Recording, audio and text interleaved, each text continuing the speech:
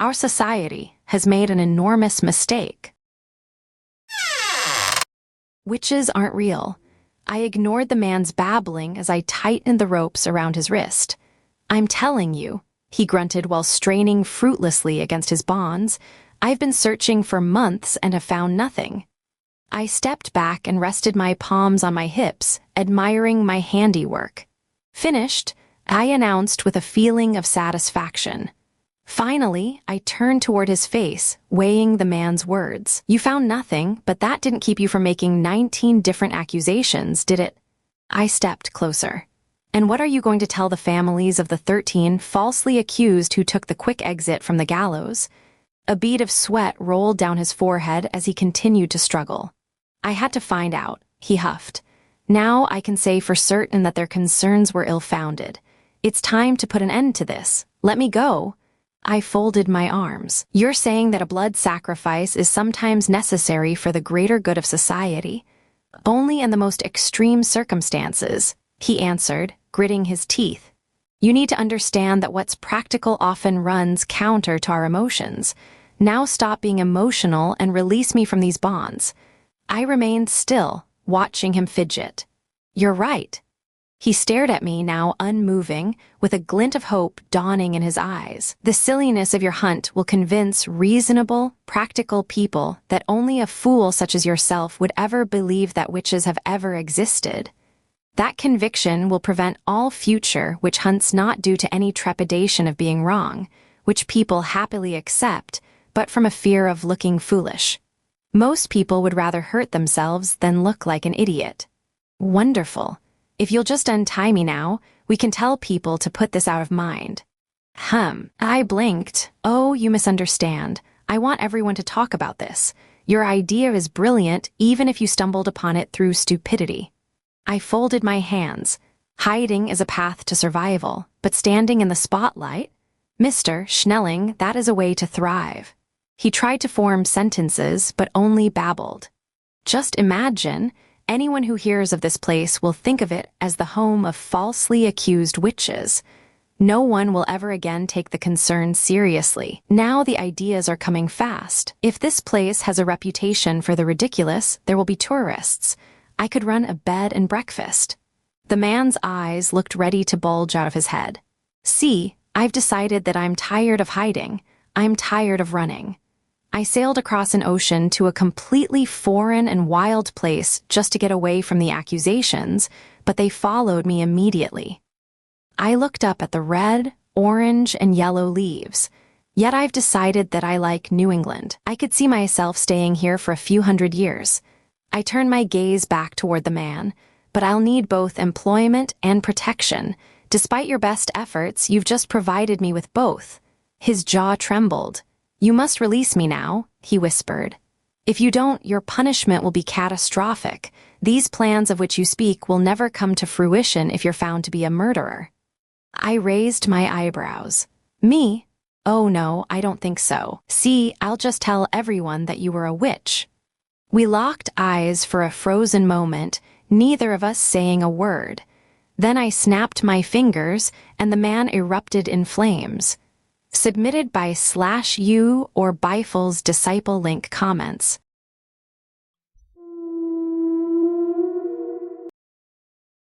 I freed the boy my mom keeps in a jar. Aspen had been in our family since I was a little kid. I remember being 5 years old, grasping the bell jar between my fingers and pressing my face against the glass. It was never cold, always warm, light, like holding a feather. Aspen was a tiny boy with hair as brown and tangled as mine, threaded with flowers and poison ivy. Wings as delicate as paper stretched from his tiny back, always taking my breath away, glistening like raindrops. I found him sitting in a bell jar on my mother's desk. What is he? I whispered excitedly. His name is Aspen. Mom gently took the bell jar from me and placed it back on her desk. The fairy was trying and failing to stand up, falling onto his knees, his wings fluttering. Do not remove the lid, Isabella. Mom's voice hummed into my hair, fingers comforting as they stroked through my ponytail. I couldn't take my eyes off of the fairy, who gave up, burying his head in his arms. Do you understand me? I pulled away, a lump in my throat. But why is Aspen in the jar? I asked. Mom chuckled, grabbed Aspen, and shook the bell jar. Aspen's mouth parted in a silent O. See? Mom smiled and dumped Aspen in the drawer. He's singing, Belle, now go and play. Growing up, I grew more curious about the fairy on my mother's desk. When I was 10 years old, I was home sick from school.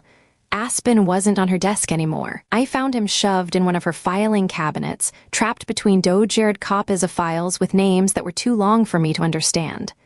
I grabbed the bell jar and held it up, swiping dust from the glass. Aspen's face popped into view. He was older, my age, but still itty-bitty sized. As usual, his piercing eyes were slitted. I pretended not to see tears in his eyes and his bloodied fists. "Where were you?" he mouthed, gesturing wildly. I offered him a smile. "Sorry, Mom gets mad when I talk to you." I balanced him on my hand, swiping excess dust from the lid. He'd grown noticeably thinner over the years, his eyes bugging out. I couldn't resist tracing my finger down frosted glass, trailing his long hair now tangled and knotted in his wings. I wanted to give him a haircut. I pulled out my Barbie scissors, and the fairy's eyes almost popped out of his head. "No." He stumbled back and fell straight onto his butt, scrambling backwards. I laughed, waving the scissors. "Come on, you need a haircut. Belle," he mouthed, pointing to his hair, "you wouldn't dare." "Aspen," I couldn't resist asking as I lay on my mom's rug, the jar delicately balanced in my hand. The fairy sat cross-legged inside, his chin resting on his fist. For the first time, I felt comfortable with him. He was even smiling. "Why does my mom want you in a jar?" Aspen's smile withered away. Slowly, he rose to his feet, then traced a single word into the condensation coating the glass. "Prisoner." "Belle?" Mom's voice startled me. I dived to my feet. "I'll get you out," I promised him, hiding him on the shelf. "Belle, what are you doing in there?" Mom caught me crouched, trying to slot Aspen back into the cabinet. She changed the lock code so I couldn't get back in. I was 17 when Mom randomly asked me to grab her laptop and absently gave me the code. I never forgot about Aspen. I was ecstatic, keying in the code and pulling the door open. "Aspen," I hissed, grabbing a chair and standing on it, searching her bookcase, then the filing cabinet. I checked her drawers, then biting my lip her closet, and there it was. The bell jar stuffed right at the back. I didn't think twice. I grabbed it, almost dropping it. It was so cold. Thick layers of filth and dust coated the glass. I could see a grown Aspen, his wings expanding in the jar. There was something wrapped around him, cruel vines pinning him down. Mom had restrained him. I took a deep breath, wrapped my fingers around the lid, and pulled it off. I reached inside, pulling the vines apart and freeing his tiny body. At first, nothing happened. Aspen didn't move. I peered inside, only for an explosion of loud, fluttering wings. He flew from the jar, disappearing out the door. I followed him, my stomach twisting. "Ooh, Mom," I yelled, trying to capture him again, but Aspen was fast. I think I stopped when I reached the kitchen. Mom was gone, a pile of shredded clothes and bones on the floor. I stumbled back, already crying out for my brother. "Nick!" "Belle?" I found Nick in the hallway, staring at me with wide eyes. But then he melted. His skin began to drip from his bones, his eyes popping from his sockets with a sickening, squelching sound. When my brother hit the ground, his skull dissolving into the carpet, I knew what I had to do. "Aspen!" Grabbing a fly net, I snatched him from the air, my eyes stinging. I dropped him onto the ground, ignoring his tiny, buzzing screams. I stamped on him, once. His screams exploded into raw cries. Twice. Blood splattered the concrete. I raised my shoe about to finish him when he startled me with a laugh. My hands were beginning to fall apart, my bones coming apart underneath the skin. "Fuck." Picking him up, I straightened his wings, swiping at his bloody mouth. Aspen's grin was wild. Feral, he spat blood in my face. "Bitch," he broke into hysterical giggles. "Your mom's been using me to keep your family alive. Kill me?" His smile widened. "You die too." He folded his arms. Aspen was in charge now. "So let's play my fucking game." Submitted by /u or trash Tia link comments.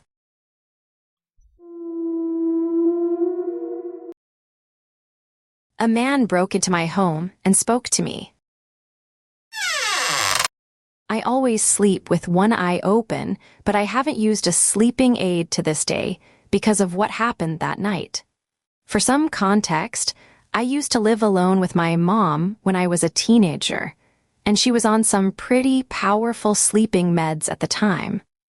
I guess it runs in the family because I was also a deep insomniac, sometimes missing sleep for days at a time. So I turned towards a slightly more natural option than my mom, a blend of supplements including valerian, along with some other stuff that seemed to help.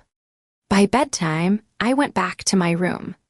I had divided the room in a way that I had to go around a shelving unit to get to my bed.